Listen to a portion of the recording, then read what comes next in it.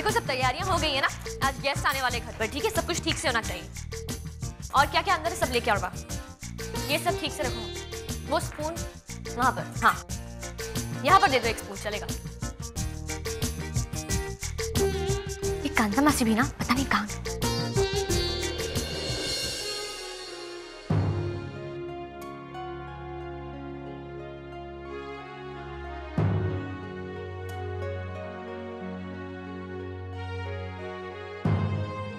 कैसे हो मम्मा? कैसी तू? मैं बहुत अच्छी हूँ मम्मा। पापा आप आ गए और आपने बताया भी नहीं, नॉट फेयर। बेटे हम दोनों यहाँ खड़े खड़े देख रहे थे कि तुम इस घर को भी कितनी अच्छी तरह से संभाल। आज मैंने अपने हाथों से आपके लिए खाना बनाया है। अच्छा ये बताओ मॉरिशस कैसा रहा? मॉरिशस इतने मजे किए हमने, और कांता मासी ने तो धमाल कर दिया। अब ये सब छोड़िए पापा, ये बताइए नैना, स्वाति, कैंडी, काका काकी सब लोग कैसे हैं? बेटे घर पर सब ठीक है, बस तेरी और कांताबेन की कमी है। एक बात कहूं बेटे, तू थी तो मुझे एक सहारा था। अब तेरे जाने के बाद घर के सारे काम मुझे करने पड़ते हैं। हाँ सच कहता हूँ, इलेक्ट्रिक का बिल, लाइट का बिल, फोन का बिल, गैस वगैरह के लिए मुझे ही जाना पड़ता है। अरे हाँ ठीक याद आया, अपना स्वाति का फोन आया था कि उसके ऑफिस से चेक कलेक्ट करना है, वो भी अर्जेंट। सुना, कुरियर सर्विस भी देनी पड़ती है, ऊपर से एडिशनल नोट मिलती है कि अर्जेंट। मैं आपके लिए कुछ खास लेकर आती हूँ। खास? ये क्या है? अरे देखिए ना, खोल के देखिए ना पापा। बेटा अकेले अकेले अपने मम्मी पापा को मिलेगी? अब इनका हमारे साथ भी कोई रिश्ता है ना। आनंद जी, नीता जी, वो साकित और आरती भी आए हुए हैं। सब लोग हॉल में आपकी राह देख रहे हैं, चलिए ना। हाँ आते हैं ना, बस ये खा लो थोड़ा। नहीं अच्छा लगता, इनके सामने डब्बा खोलोगे? थोड़ा तो धीरज रखो आनंद। चलो चलो चलो बाद में। ठीक है बेटे, कौन रखेगा? मैं पकड़। अच्छा चलो चलो आनंद।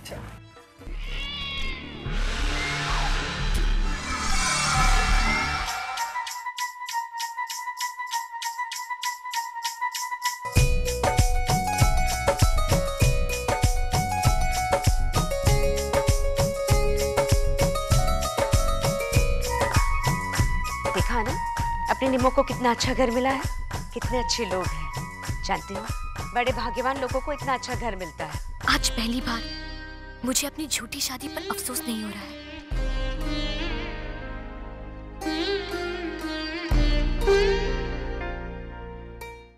वर्षा, रित्ती के जेवर और बाकी की शॉपिंग दिखाओ ना इन्हें और अपनी समधन को। भाई सबको पता तो चलना चाहिए हम अपनी बेटी को क्या क्या दे रहे हैं। मैं अभी जाके दिखाती हूँ, अभी आती हूँ।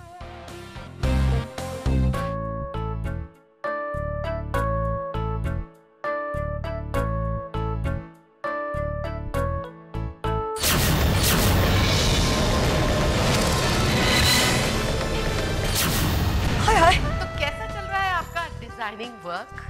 अच्छा चल रहा है, काफी पहले से तो काफी बेटर हो गया है। हाँ ऑफ कोर्स होगा ही, इतना बड़ा घर जो मिल गया है आपको, फिर आरती की फ्रेंड्स, उनके रिश्तेदार, आपका तो बिजनेस निकल पड़ेगा। मम्मी भाभी, बाबूजी गजब हो गया। ओए हाय मम्मी जी, मैं अभी ज्वेलरी देखने के लिए गई थी रीति की, देखा कि कुछ ज्वेलरी गायब है। ये तुम क्या कह रही हो वर्षा? आज तक हमारे घर में चोरी कभी नहीं हुई। बाबूजी मैं सच कह रही हूँ, मैं अपनी आंखों से देख कर आ रही हूँ। मैंने खुद अपने हाथों से ज्वेलरी रखी थी, लेकिन अभी ज्वेलरी बॉक्स तो खाली है। पता शायद किसी नौकर ने लिया हो। It's impossible. कांता, हमारे घर में भी ट्रस्टवर्दी सर्वेंट्स हैं तुम्हारी तरह। ये किसका काम हो सकता है? मैं अभी सब सर्वेंट्स को बुलाती हूँ और उनकी तलाशी लूंगी। Listen, call everybody.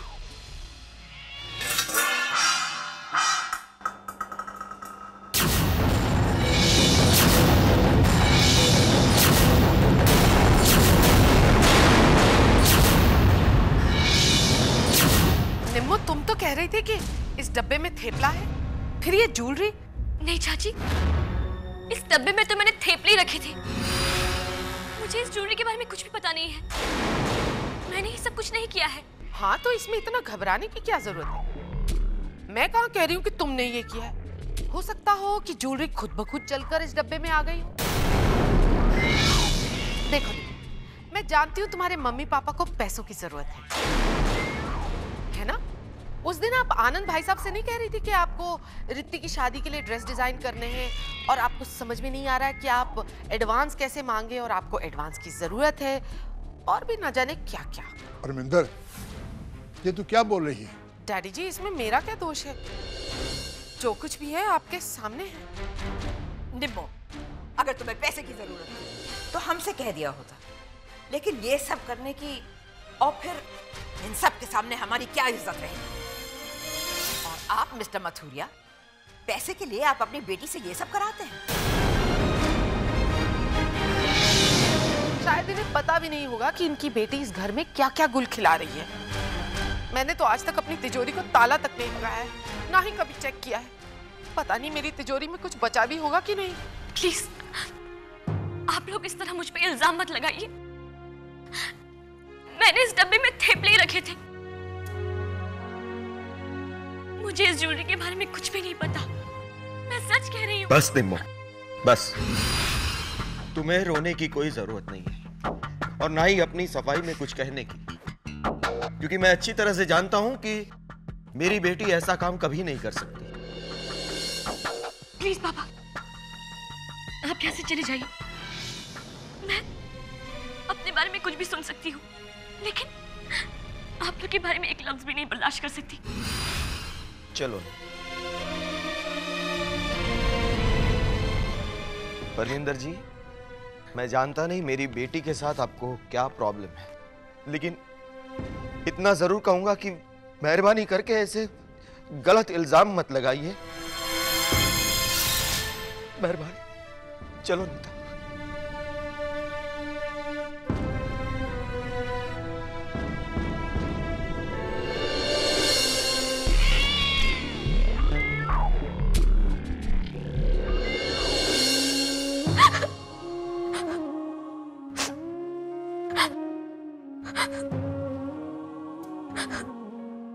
निम्मो, तू क्यों इतना रो रही बेटा, जब तूने कुछ किया ही नहीं है?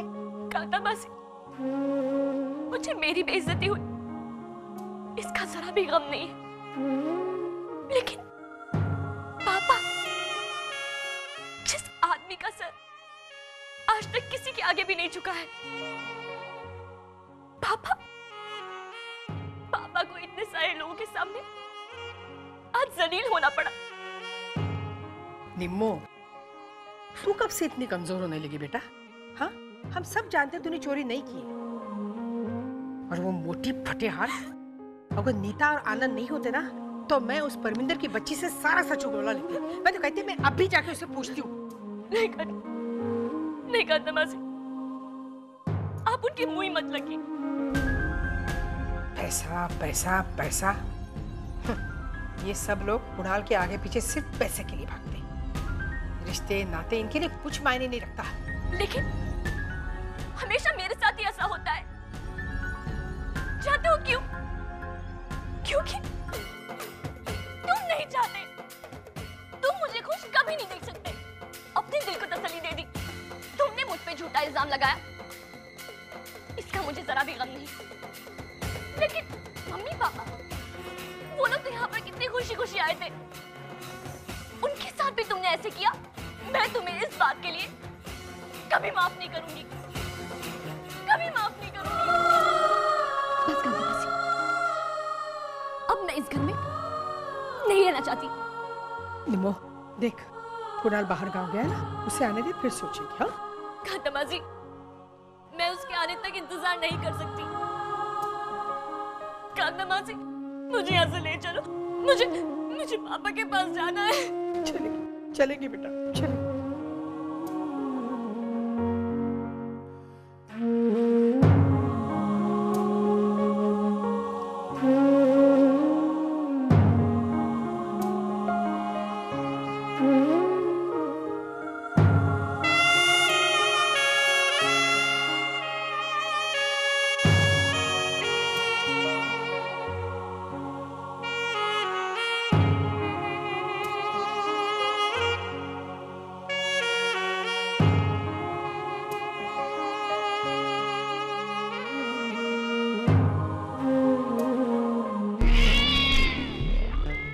नम्रता सहगल, आखिर तुम मेरे जाल में फंसी गई।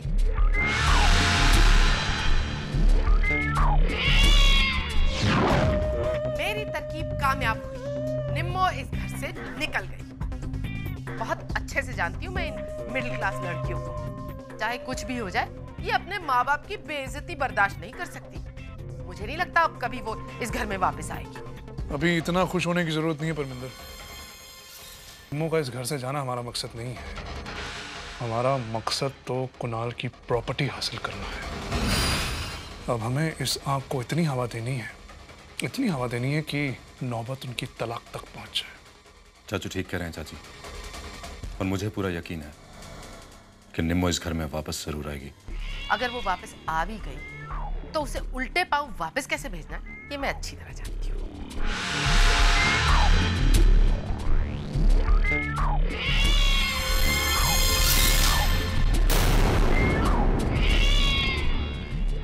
हेलो, मैंने तुमसे नताशा का फोन नंबर पता करने के लिए कहा था, क्या हुआ उसका? अब जाने भी दो। देखो, वैसे भी तुम्हारी तबीयत ठीक नहीं है, कहीं ऐसा ना हो कि। कैसे भूल जाऊं मैं नीता, कैसे जाने दूं? मैं पहले ही कहता था कि निम्मो की शादी इतने बड़े घर में मत करवाओ। प्यार लड़के से होता है लेकिन शादी पूरे घर से। मेरी बेटी को मैंने कितने प्यार से पाला है, बड़ा किया है, कभी ऊंची आवाज में बात तक नहीं की। उस लड़की पर आज उन लोगों ने इतना गलत इल्जाम। आप उसे वही क्यों छोड़कर आए उन कमीनों के बीच? साथ में क्यों लेकर आए? कैसे ले आता मैं? हाँ, अब वो हमारी बेटी, बाद में पहले सैगल परिवार की बहू है। पापा,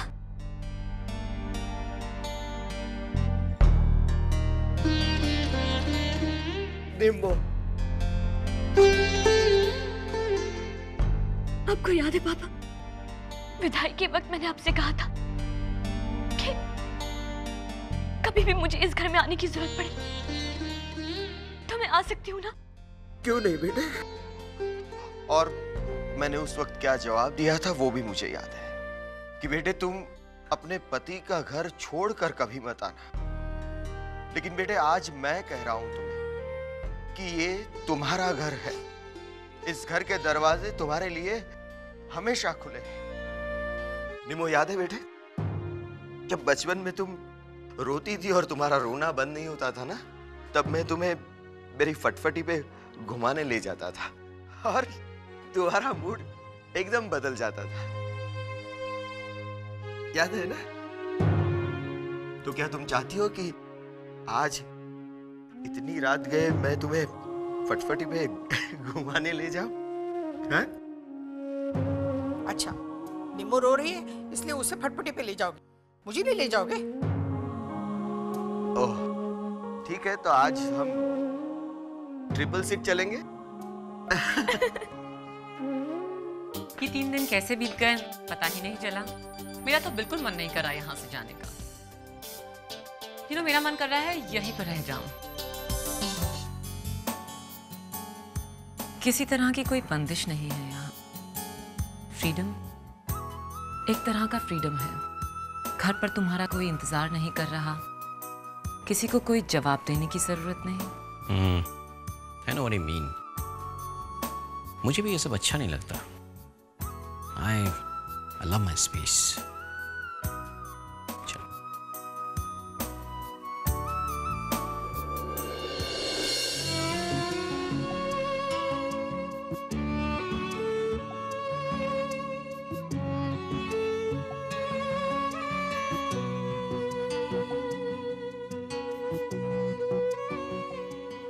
नैना,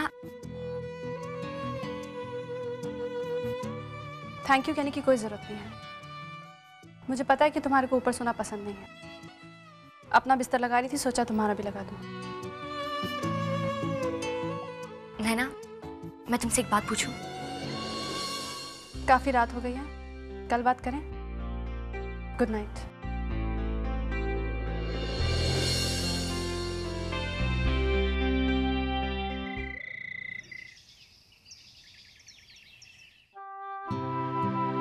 बाबूजी, बाबूजी, आ શું વાત છે बाबूजी? आपकी प्लेट में से तो खाना जरा भी नहीं हिला। निवाला हल्क से कैसे उतरेगा बेटी, जब से निमो गई है, और वो भी किसी को बताए बगैर। पर बाबूजी, आपने उसको फोन करके उससे बात करने की कोशिश नहीं की? किस मुंह से बात करूं? निमो को इस घर में हमेशा दुख ही मिला है। ठीक है बाबूजी, पर फिर भी निमो बिटिया का अपने घर से इस तरह चली जाना, मतलब। निमो ने जो कुछ भी किया बिल्कुल ठीक किया। अच्छा हुआ चली गई वो यहाँ से। यहाँ रहती तो रोज उसके आत्मसम्मान को ठेस पहुंचती। परायों जैसा बर्ताव होता उसके साथ भी। इस घर में उसे एक बहू की जगह नहीं मिलती, एक बहू का सम्मान कभी नहीं मिलता। मेरा तो घर नहीं था, लेकिन उसका पूरा परिवार उसके साथ है। उसके माँ बाप, उसकी बहनें, मेरा तो पति तक मेरे साथ नहीं था। लेकिन निम्मो का पति, वो का पति है। हाँ, उसका पति तुम्हारा बेटा, अब तो वही कुछ कर सकता है। निम्मो ने हमेशा कुणाल का साथ दिया, उसकी हर गलती पर पर्दा डाला। अब कुणाल की बारी है, देखते हैं वो निम्मो के प्यार का क्या सिला देता है। मैं भी देखना चाहता हूं कि मेरा पुत्र क्या करता है। रिद्धि, रिद्धि क्या हुआ? भैया, निम्मो भाभी भैया। निम्मो? क्या हुआ निम्मो को?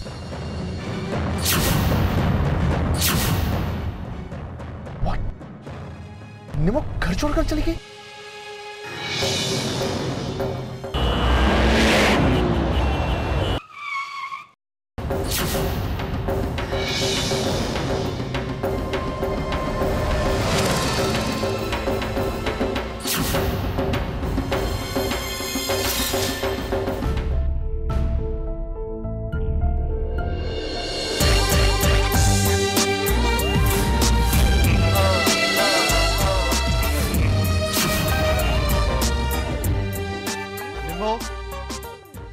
निम्मो, बाहर आओ। निम्मो, तुम कल बिना बताए चली आई। तुम्हें पता है मुझे कितनी फिक्र हो गई थी।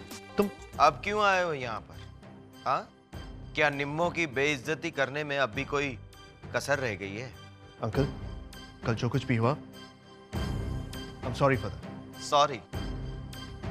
तुम्हारे सॉरी कहने से तुम्हें लगता है कि सब कुछ जैसे पहले था वैसा ही हो गया? हाँ?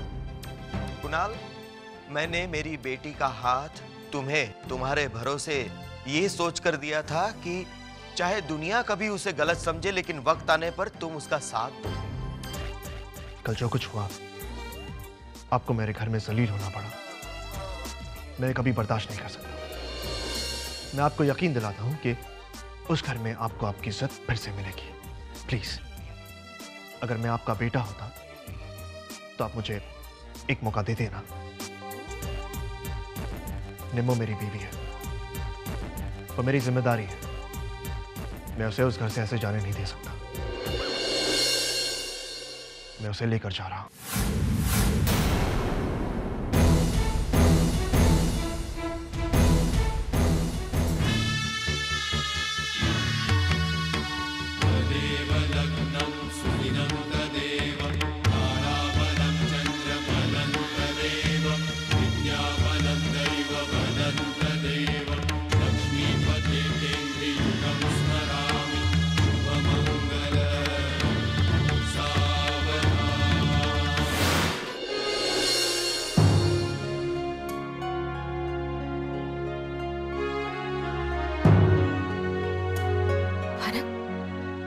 रहने दो नीता, उसे मत रोको।